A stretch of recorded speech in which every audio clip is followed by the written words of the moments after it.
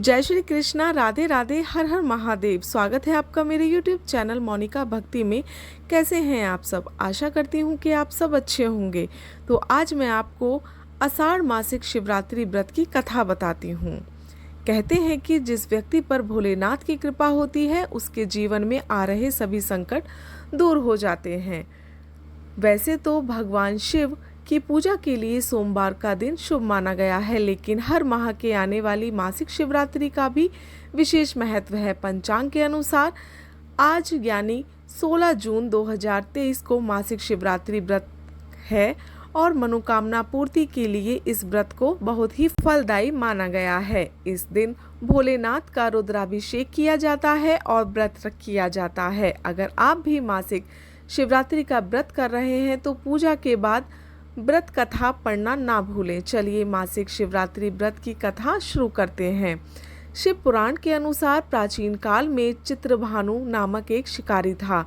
जानवरों की हत्या करके वह अपने परिवार का पेट पालता था।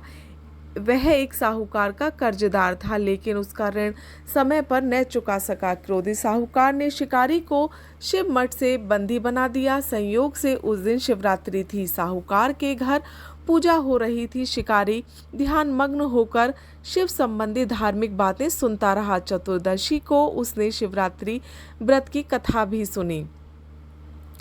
शाम होते ही साहूकार ने उसे अपने पास बुलाया और ऋण चुकाने के विषय में बात की। शिकारी अगले दिन का ऋण लौटा देने का वचन देकर बंधन से छूट गया। अपनी दिनचर्या के भांति वह जंगल में शिकार करने के लिए निकला, लेकिन दिन भर बंदी गृह में रहने के कारण भूख प्यास से व्याकुल था। शिकारी खोजता हुआ वह बहुत दूर निकल गया। जब अंधेरा हो गया तब उसके मन में विचार किया कि रात जंगल में ही बितानी पड़ेगी। वह वन एक तालाब के किनारे एक बेल के पेड़ पर चढ़कर रात बीतने का इंतजार करने लगा। बेल का वृक्ष के नीचे शिवलिंग था जो बेल के पत्तों से ढका हुआ था। शिकारी को उसका पता न चला। पंडाब बनाते समय उसने जो टहनियां तोड़ी वे संयोग से शिवलिंग पर गिरती चली गईं। इस प्रकार दिन भर भूखे प्यासे शिकारी का व्रत भी हो गया और शिवलिंग पर बेल के पत्ते भी चढ़ गए। एक पहर रात्रि बीत जाने पर एक गर्भवती हिरनी तालाब पर पानी पीने पहुंची। शिकारी ने धनुष पर तीर चढ़ाकर ज्यों ही तीर खींचा, हिरनी बोली, मैं गर्भवती हूं और शीघ्र ही प्रसव करूंगी। तुम एक साथ दो जीवों की हत्या करोगे जो ठीक नहीं है। मैं बच्चे को जन्म देकर शीघ्र ही तुम्हारे समक्ष प्रस्तुत हो जाऊंगी, तब मुझे मार लेना। शिकारी ने अपना तीर ढीला किया और हिरनी जंगली झाड़ियों में लुप्त हो गई। तीर को चढ़ाना ढीला करते वक्त कुछ बेल की पत्तियां अनायास ही टूटकर शिवलिंग पर गिर गए। इस प्रकार उससे अनजाने में ही प्रथम पहर का पूजन भी संपन्न हो गया। कुछ देर बाद एक और हिरनी वहां से निकली। शिकारी की प्रसन्नता का ठिकाना न रहा। समीप आने पर उसने धनुष पर बाण चढ़ाया। तब उसे देखा हिरनी ने विनम्रता पूर्वक निवेदन किया, हे शिकारी, मैं थोड़ी देर पहले ऋतु से निर्वत हुई हूँ, कामातुर विरहिणी हूँ, अपने प्रिय को की खोज में भटक रही हूँ। मैं अपने पति से मिलकर शीघ्र ही तुम्हारे पास आ जाऊंगी। शिकारी ने उसे भी जाने दिया। 2 बार शिकार को खोजकर उसका माथा ठनका। वह चिंता में पड़ गया। रात्रि का आखिरी पहर बीत रहा था। इस बार भी धनुष से लगकर कुछ बेलपत्र शिवलिंग पर जा गिरे और दूसरे पहर की पूजा भी संपन्न हो गई। तभी एक अन्य हिरनी अपने बच्चों के साथ उधर से निकली। शिकारी के लिए यह सुनहरा अवसर था। उसने धनुष पर तीर चढ़ाने में देरी नहीं लगाई। वह तीर छोड़ने ही वाला था कि हिरनी बोली, हे शिकारी, मैं इन बच्चों को इनके पिता के हवाले करके लौट आऊंगी। इस समय मुझे मत मारो। शिकारी हंसा और बोला, सामने आए शिकार को छोड़ दूं? मैं ऐसा मूर्ख नहीं हूँ। इससे पहले मैं 2 बार अपना शिकार खो चुका हूँ।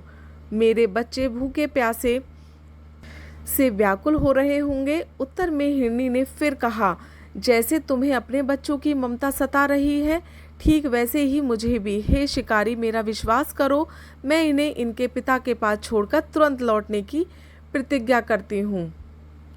हिरनी का दीन स्वर्ग सुनकर शिकारी को उस पर दया आ गई।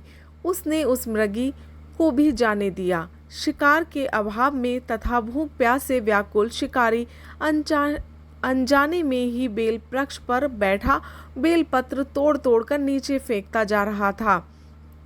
थोड़ी ही देर बाद एक हष्ट पुष्ट मृग उसी रास्ते से आया।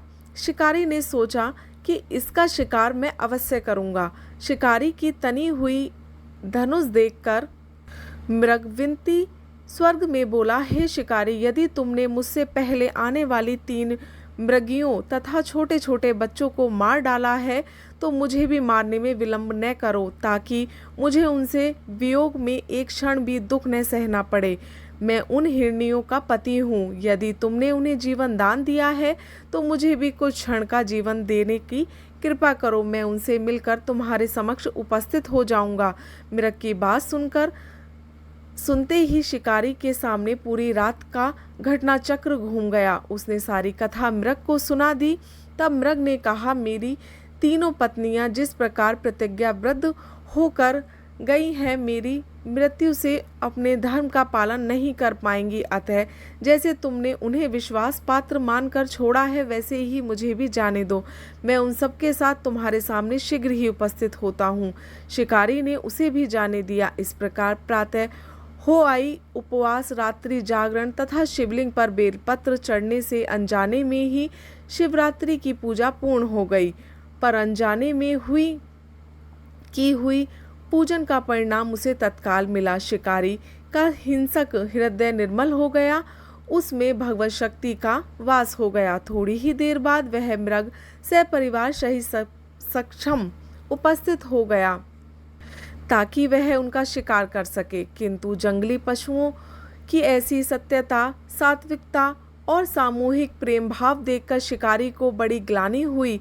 उसने मृग परिवार को जीवन दान दे दिया। अनजाने में शिवरात्रि के व्रत का पालन करने पर भी शिवरात्रि को मोक्ष की प्राप्ति हुई। जब मृत्यु काल में यमदूत उसके जीव को ले जाने आए तो शिवगणों ने उन्हें वापस भेज दिया और शिकारी को शिवलोक ले गए।